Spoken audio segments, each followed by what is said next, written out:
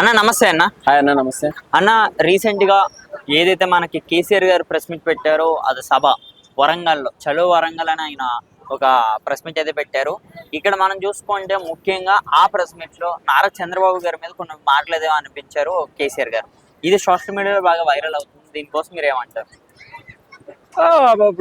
ఇప్పుడు మనం చంద్రబాబు నాయుడు మీద విమర్శలు అనేం కాదండి, ఉన్న వాస్తవాన్ని సభాముఖంగా ప్రకటించడం జరిగింది. అది ఇప్పుడే కాదు, గతంలో కూడా చాలా రకాల అనేక సందర్భాలలో కూడా ప్రకటించడం జరిగింది, అనడం కూడా జరిగింది.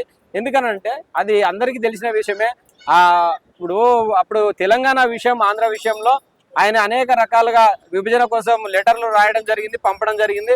సో పట్టించుకోలేదనే అంశాన్ని ఆయన పదే పదే చెప్తూ రావడం జరిగింది.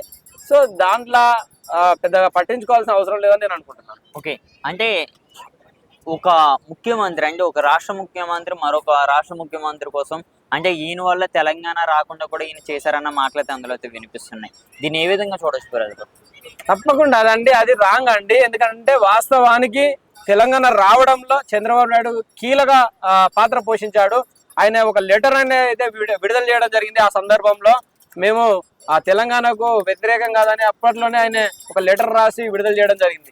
సో దీన్ని బట్టి మనం ఏమర్థం చేసుకోవాలంటే రాజకీయంగా అనేక రకాల విమర్శలు ఉంటాయి తప్పించి అది అంత దానిలో నిజం ఎంత అబద్ధమైనంత అనేది చాలా వరకు ప్రజలు కూడా ఒకసారి గమనించాల్సిన అవసరం ఉంటుంది. చంద్రబాబు గారి మీద మీ అభిప్రాయం ఏంటన్నా?